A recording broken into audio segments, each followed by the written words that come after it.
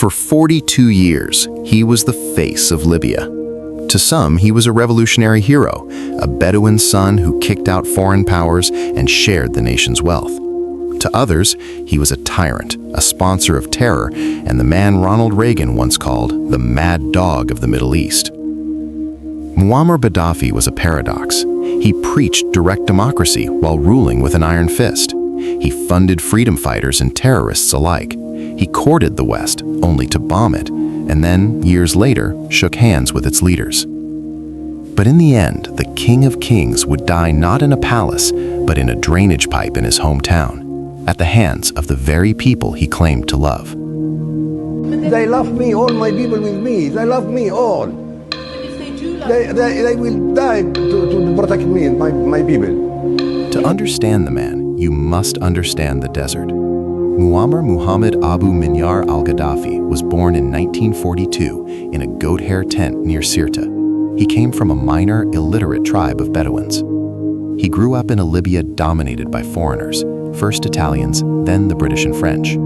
He listened to Radio Cairo, captivated by the voice of Egyptian President Gamal Abdel Nasser, who preached Arab nationalism and defiance against the West.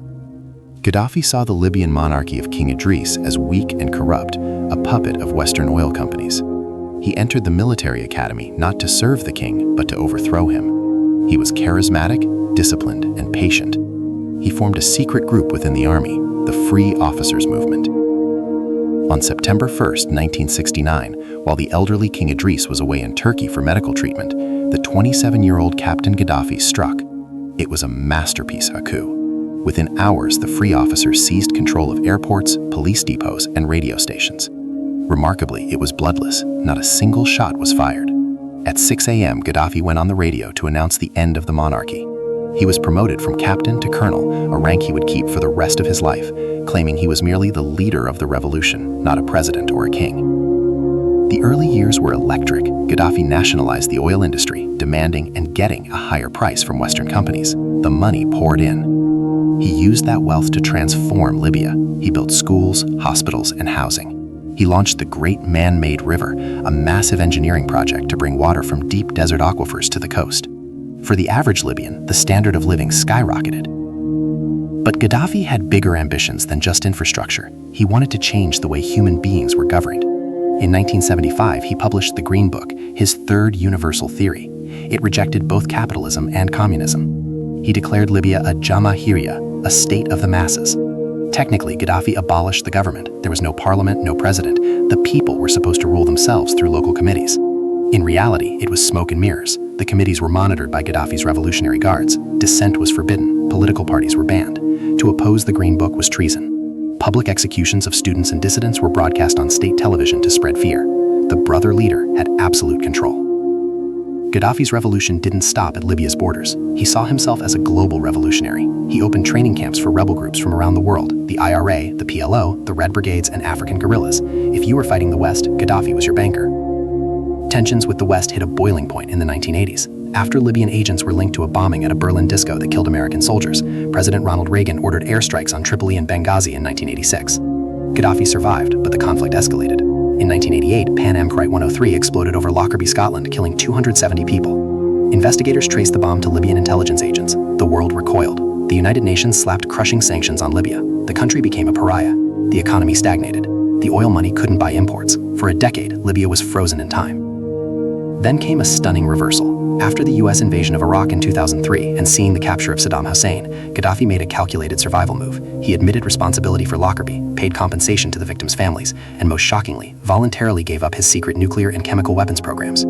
Overnight, the mad dog became a partner. Western oil companies rushed back in. World leaders welcomed him to their capitals. He pivoted his focus from Arab unity to African unity, styling himself the King of Kings of Africa.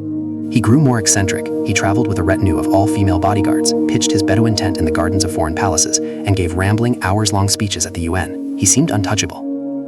But in February 2011, the winds of change sweeping the Arab world reached Libya. It started in Benghazi. Lawyers, students, and families took to the streets, demanding the release of political prisoners. Gaddafi's response was brutal. "We will clean Libya inch by inch, house by house, home by home, alley by alley," he threatened in a televised speech. He called the protesters rats and cockroaches. Fearing the massacre in Benghazi, the UN authorized a no-fly zone. NATO jets began bombing Gaddafi's military forces. The protest turned into a full-scale civil war. By August, rebels had stormed Tripoli. Gaddafi fled. For 2 months, he was a ghost, hiding in the loyalist stronghold of Sirte, moving from house to house as the city was pulverized by shelling.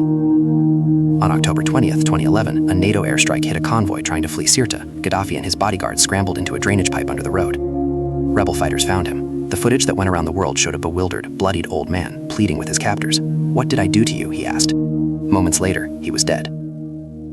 Muammar Gaddafi left behind a complicated legacy. He built a nation, then hollowed out its institutions to ensure no one could challenge him. He used Libya's wealth to bite influence, but left his people without a political voice. Since his death, Libya has fractured into chaos, with rival governments and militias fighting for control.